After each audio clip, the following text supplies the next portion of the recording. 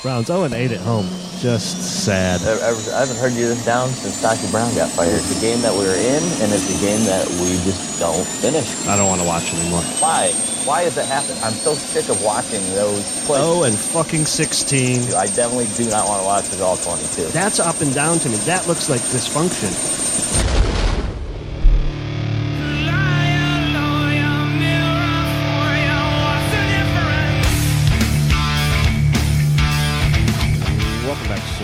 Episode 31, Season 3, on a one-day turnaround here.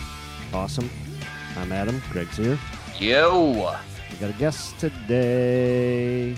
Derrik Klassen of Football Outsiders is going to join us for some Browns talk.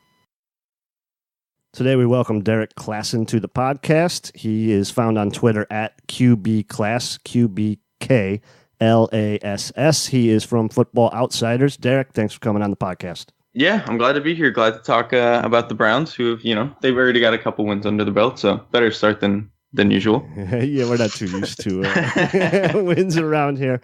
We've been doing the podcast for 3 years, and we have 3 wins, I think. Yep, that's our record as a podcast. 3-35-1, right? Is that right? 30. I don't know I can't even keep the losses tallied up correctly. We have it's a lot. Losses. Yeah. We are a losing podcast right now. We have a lot of wins to get back to 500, that's for sure. Derrik, you are known as the QB guy, right? So I know you have written a piece on Baker Mayfield in the offseason. I know you wrote up a piece on all the rookie quarterbacks. I guess let's start there because that's what we're most interested in as Browns fans right now. In your opinion, did we make the right decision here with Baker? So the thing is, I actually really liked all of the top 4 guys, being Lamar Jackson, Baker Mayfield, Sam Darnold, and Josh Rosen. I think it just kind of depended on what you were trying to get out of your offense. And I actually think that the way the Browns were trying to put their offense together actually made a lot of sense for Baker Mayfield. It was clear that they were actually trying to get some more pass catchers, trying to spread the ball a little bit more. And bringing in a guy like Todd Haley, I think, made a lot of sense if your quarterback is going to be someone like Baker Mayfield. And bringing in a guy like Tyrod Taylor, who is stylistically similar to Baker, even though I think Baker's better now and going to be better in the long run. But I think that having him there made the transition easier. So I think they did a really good job of setting up for their quarterback. And I think Baker Mayfield was the guy that I was fine taking number 1 overall. He's arguably the greatest college quarterback ever in terms of the numbers.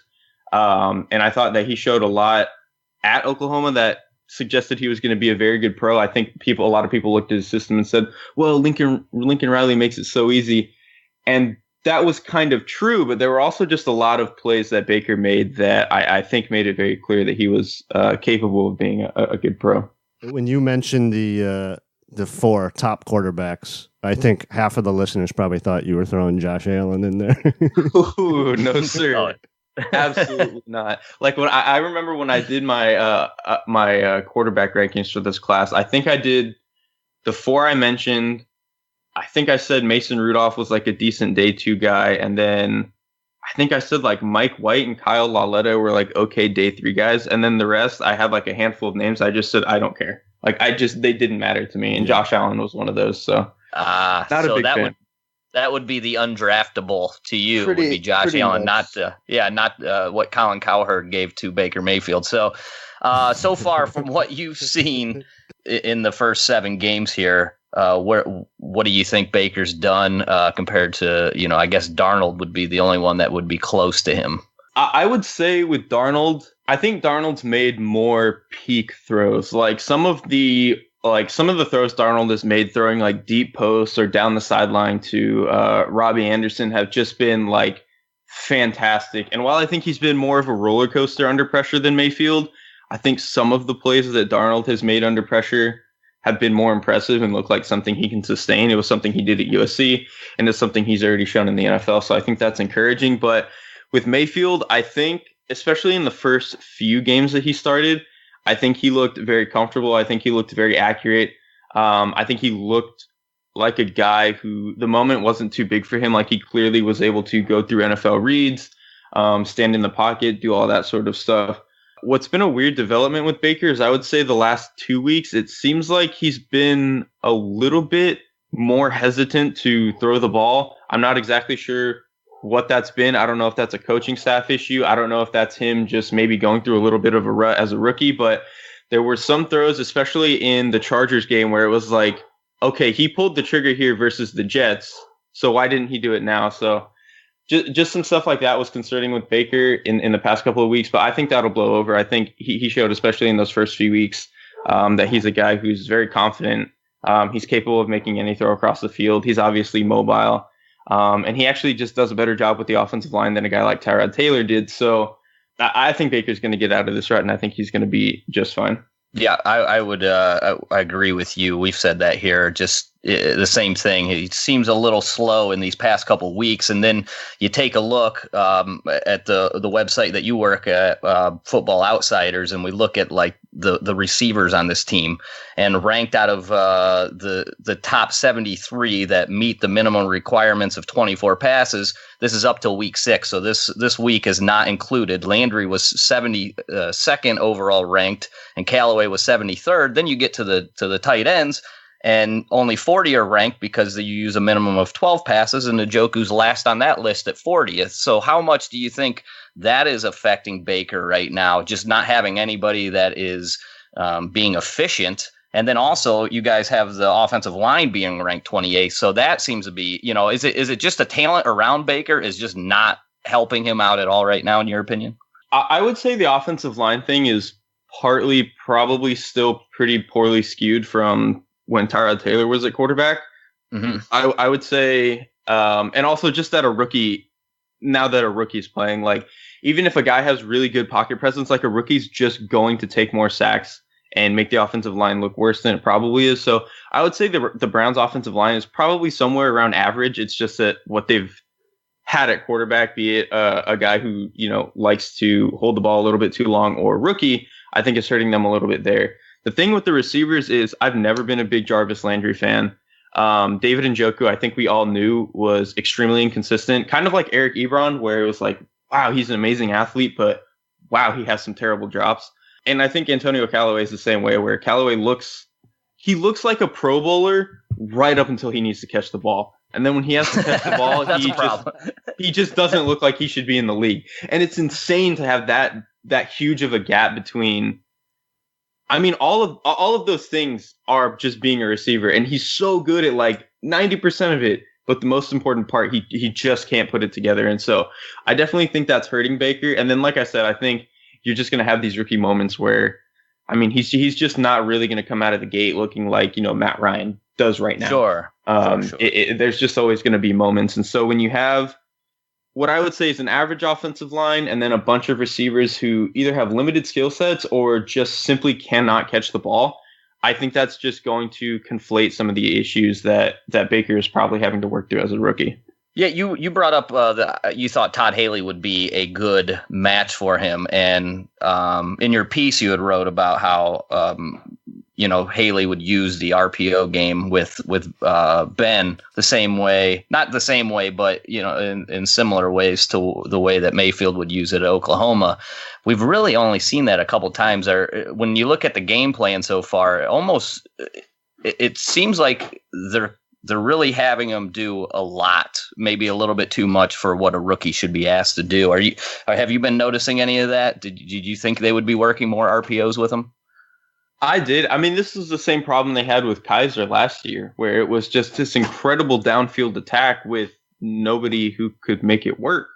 And so you were having Kaiser, a guy who already was kind of numb in the pocket and would have moments where he just wouldn't feel the pass rush. So when you were having that and then having a constant downfield attack with like no checkdowns, of course you're going to have this problem where the quarterback looks terrible.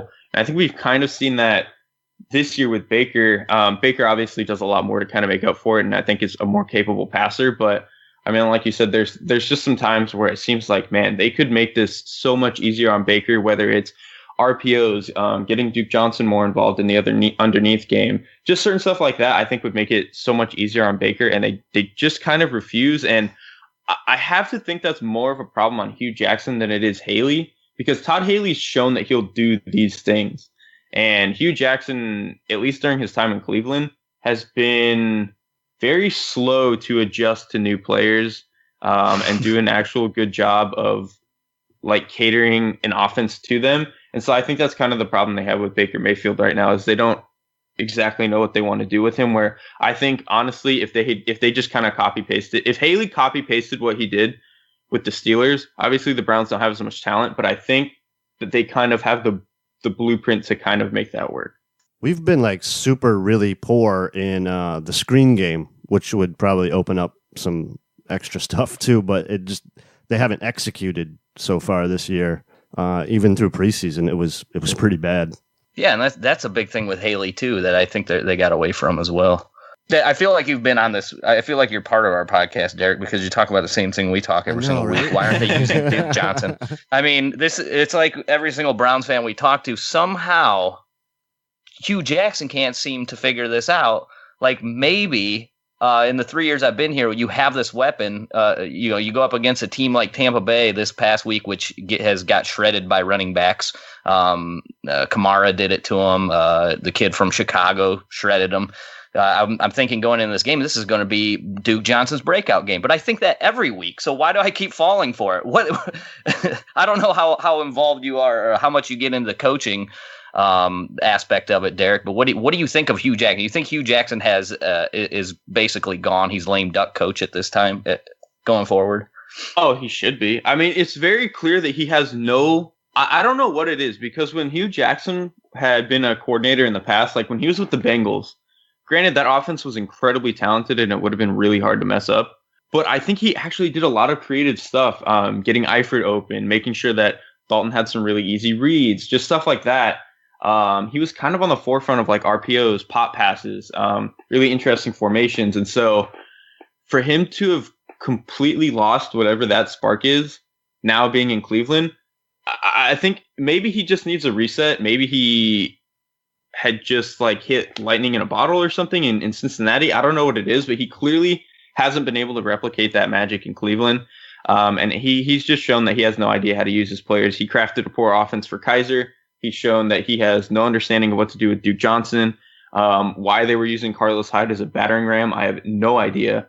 And they've shown that they don't really know how to craft an easy offense for a rookie quarterback in Baker Mayfield. And so, I don't know. It just seems like whatever he had in Cincinnati and in previous stops as an offensive kind of creative mind, he just doesn't have that in Cleveland right now. So, yeah, I agree with you. I just don't. I mean, that's the biggest aspect, I think, of coaching is you have to recognize the talent that you have. I think Hugh Jackson's problem has been evaluating his talent and finding out what they're good at and then using them in that. I think he wants to go with, this is my system. We're going to run it. Well, you're a square peg. I'm going to fit you into this round hole, and it's not working. But you did a piece, 2 weeks ago, about something that is actually working for the Browns, and that's the defense. You said in your piece that you're shocked that a Greg Williams defense is playing well. What are you seeing with that defense that was ranked 2 at the time, and now since the 2 tough games against the Chargers and Tampa Bay, and now we're 6th on Football Outsiders in efficiency?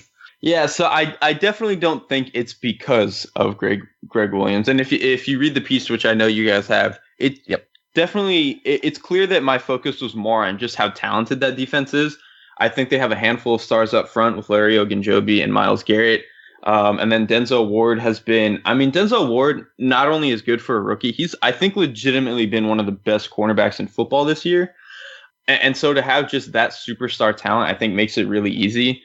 And when you especially have, and they have depth everywhere, I think is the big thing too. Like they have decent safeties. They have decent depth to pair with Ward as a shutdown corner on the outside.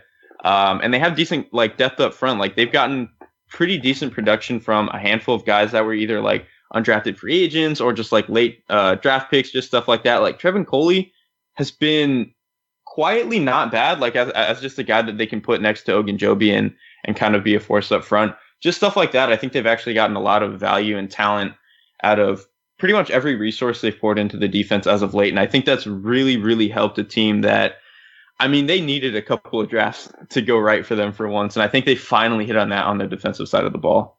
Yeah, I agree with the depth as well. I don't know if you saw it this week. So EJ Gaines and Mitchell were out with injuries, and it started with Mitchell. He was the starting corner opposite of Ward, which you knew. Obviously, you've done that piece. And then EJ Gaines came in. He's injured. They drop Randall. They bring Randall in to cover Mike Evans, and then they throw BBC back at free safety, and it was like nothing ever changed. So you're right, 100%. The depth has been fantastic. They got guys that are versatile, too. They can put in multiple positions. Jannard Avery is a guy you can rush, and then you can bring him back, and he can cover people. I mean, they have hit on a number of those things. Where are you at with the one stud, though? I mean, we got Myles Garrett up there. You think this guy is everything that he's billed to be? I mean, Garrett is, yeah, man. He's, like, insane because it's weird because he's not like a clear speed threat the way that Von Miller is. And he's not necessarily a clear power threat that the way like a Jadeveon Clowney is or like JJ Watt or something. He's this really interesting blend of both where he actually has like plenty good enough speed to get around the edge. He has plenty of good enough power to go through you.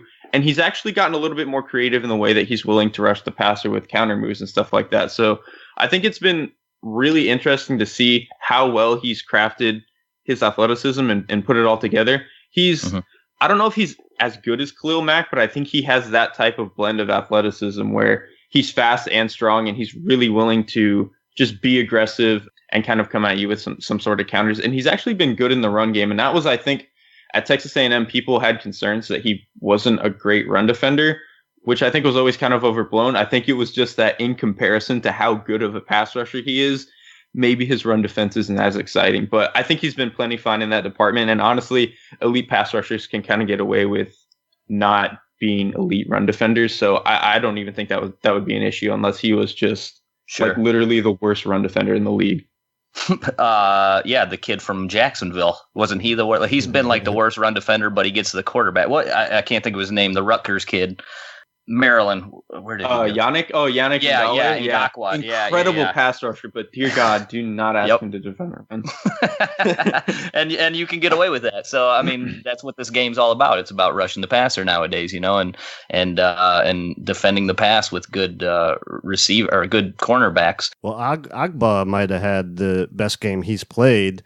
Maybe he's actually healthy, and then if we can ever get a lead, and these two can just pin it. Like I think they can even get more sacks than Myles is already getting with some opportunities. No, probably, and that's the thing is because it's not just that they're getting edge pressure. It's that Ogun, like if you're going to exert resources like maybe chip with a tight end or like fan a running back out to help chip Myles Garrett or something or Agba, you're going to get pressured by Ogunjobi. Like there's no perfect answer, I think, for this front if, like you said, they're actually allowed to just let it rip and get after the quarterback. So I agree. If they can get into more opportunities where they're able to just be aggressive, which is what Greg Williams wants anyway, I think that they actually might even be a little bit more productive.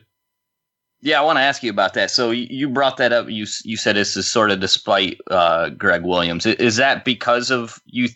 Do you not personally like his style because of the over aggressiveness, or what is it about Greg Williams' style that maybe isn't not your, doesn't typically suit you? There's just so many times where he just either isn't in the right personnel group, he's in a coverage shell that clearly isn't going to work versus different types of coverages, or he's in like a run front that he absolutely shouldn't be. Like I remember when he was with the Rams, for example, I forget what team they were playing, but the ball was like on the 5-yard line or so. And we all know that the Rams had terrible linebackers at the time. It was like Alec Ogletree and Mark Barron, who, even if you think Mark Barron is decent, he's very small and just wasn't good if you got a body on him. And whoever the offense was came out with like this really tight formation. And Greg Williams had like 3 players within the tackles. It was like two of his defensive linemen and then like one of the linebackers. And then everyone else was like fanned out. It's like, what the hell are you doing? There's no way you can defend a run if they run at you right here because you're just going to get doubled by everybody up front, and then the rest of the guys are going to be able to climb up and hit the linebackers, and the running back is going to have enough space to make a safety miss or whatever. And that's exactly what happened. Whoever the offense was ran for a touchdown. It was just stuff like that with Williams where it was clear he wasn't taking some of the right precautions when he needed to. I actually never really had a problem with him being aggressive. I think aggressive defenses are fine. But just like I said with Greg Williams, he just did so many things that it didn't make a lot of sense. And I still think a lot of times he plays his safeties a little bit too far back. But like I said, when you've got Myles Garrett rushing the passer, you've got Larry Ogunjobi rushing the passer and being a great run defender in the middle, you've got decent linebackers who can defend the run, and you have a lockdown corner outside. Greg Williams would have to just like hand the play calling to his 5-year-old kid or something to mess this up. So I think that's really the bigger problem now, is that there's just so much talent that it's hard for him to mess up. Whereas versus when he was with the Rams, where it was like, kind of a mediocre group, it looked terrible under him because he did nothing to help them out. That's all Hugh needs. If Hugh can just get talent that he can't ruin, he'll be fine as a coach. He's thinking the same thing. Just give me what Greg Williams has. Are you a Rams fan then? Because I know you're from California. I'm not necessarily a Rams fan, but when the year before they had moved to LA, and then the year after, I covered them for a little bit for SB Nation's Rams site. And I think actually my last year, like one of the last things I wrote was that McVay was going to be a really good hire for them. I didn't think this good. I didn't think like historic good. I thought it was going to be like, I thought they were going to maybe be like, I don't even know. I didn't think that they were going to be the best team in football, but that was pretty much my jumping off point from being a Rams. They are. Right, and they are right now. I mean, so you've had your fair share of Greg Williams, so this is not like you're coming from a... I've had more than enough Greg Williams, I would say. All right, well, let me ask you this then. So going forward, because last year, week 8, we started our QB search. We started our draft because we were so terrible last year at week 8. We said, let's just start our draft stuff, and we went balls to the wall on draft. Now this year we're starting our coach search week 8. You have any ideas for Browns coach going forward? What's so Browns about this is that I think the best candidate for them has already been on the staff, and that was DeFilippo, who is now the Vikings offensive coordinator. He's been the quarterback coach. I think he was quarterback coach for Carr's first year in Oakland. Then he was with the Browns as an offensive coordinator. And then he spent a couple years as the quarterback coach again for the Philadelphia Eagles when Carson Wentz was kind of doing his whole thing. And now he's with the Vikings. I think DeFilippo's fantastic. I think he's always done a really good job of putting together really interesting passing offenses. I think when he was in Cleveland, he had a little bit of an issue tying his run and pass concepts together and putting together like a competent run game.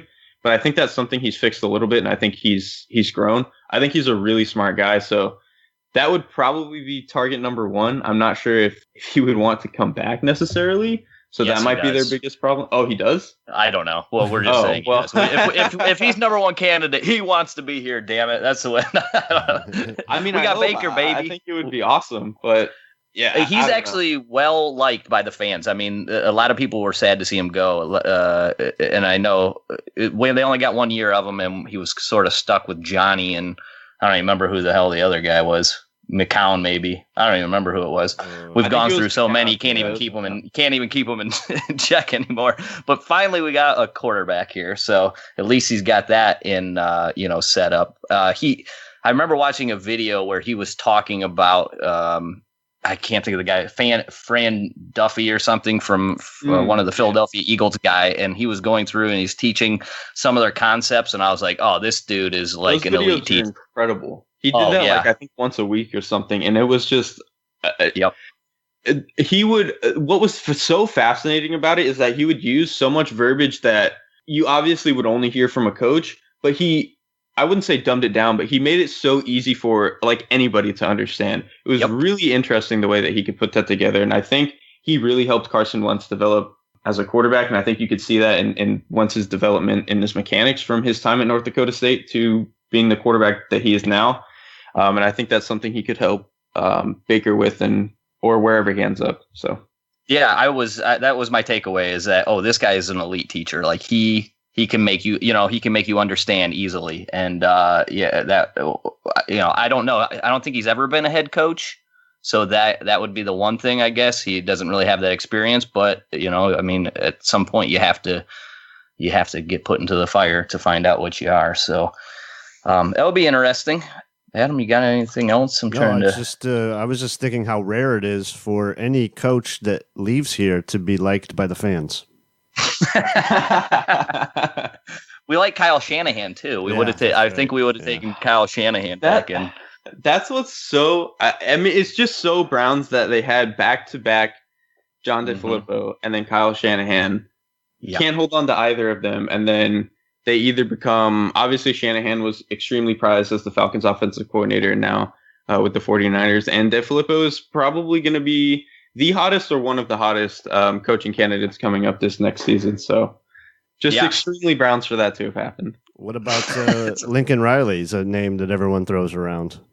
You think you can get him out of that perfect situation at Oklahoma? You studied quite a bit of his film, obviously.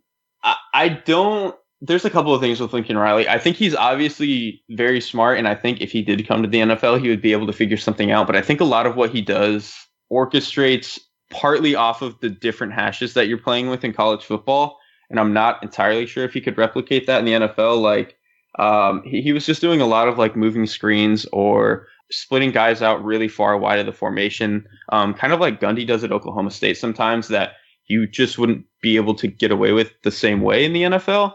And at the same time, like you guys said, it's a perfect situation in Oklahoma. He's kind of getting to the point like Clemson almost, where he's just going to be able to recruit whatever and whoever. And so I think that's going to help. This kind of feels like, when Gus Malzahn, when they made it to the national championship and everyone was like, oh, is Gus Malzahn going to make the jump to the NFL? It feels a little bit like that, where it's a guy whose game is kind of just tailored to be in college, and it seems like a guy who's happy being in college. So, I mean, I would love to see it. I think it would be fun, but it doesn't seem like something that I think is going to happen. Yeah, I kind of agree with it. That's the way I think about it too. Exactly. So we'll see going forward. We got plenty of weeks to talk about that, I know. Oh, yeah. Yeah. Derrik, thanks for talking to us, man. Yeah, good stuff, Derrik. Really appreciate it. Where can everyone find your work? Yeah, so first, thanks for having me on, guys. It was fun. Always like talking about Baker and the talent on the Browns defense, not necessarily the man behind the curtains, but you guys can find my work at QB Class on Twitter, QBKLASS, and I do the film room every week for Football Outsiders. Awesome. Thanks a lot again, man. We'll have to get you back on when we start looking at the end of the year. We start evaluation mode. Yes, absolutely. Yeah, for sure. When it gets real into the nitty gritty of the coaching stuff, you guys hit me up. Will do. All right, man. Thank you. Thanks so much. Peace. See you. There it was, Derrik Klassen. Thank you again, buddy. That was awesome. Greg, do we have anything else to cover before we get out of here? Reviews? How about some reviews? Okay. You don't even have to write anything. Nope. You don't have to be clever. You just push 5 stars. That's all you have to do. It's easy. I think everybody's wondering, how was Wind Your Way Out? Yeah. Wind Your Way Out was excellent until I fell out of the van. So I don't think I told you about that. No, it was that sounds awesome. Terrible mishap. I whined my way out of the friggin' van. It was it set me up. It was 1 star, that's for sure. It was exactly how I expected it to be. And then we went and watched the Buckeyes get absolutely stomped into the ground. So that was a great capper. Ruined it. Yeah. Terrible.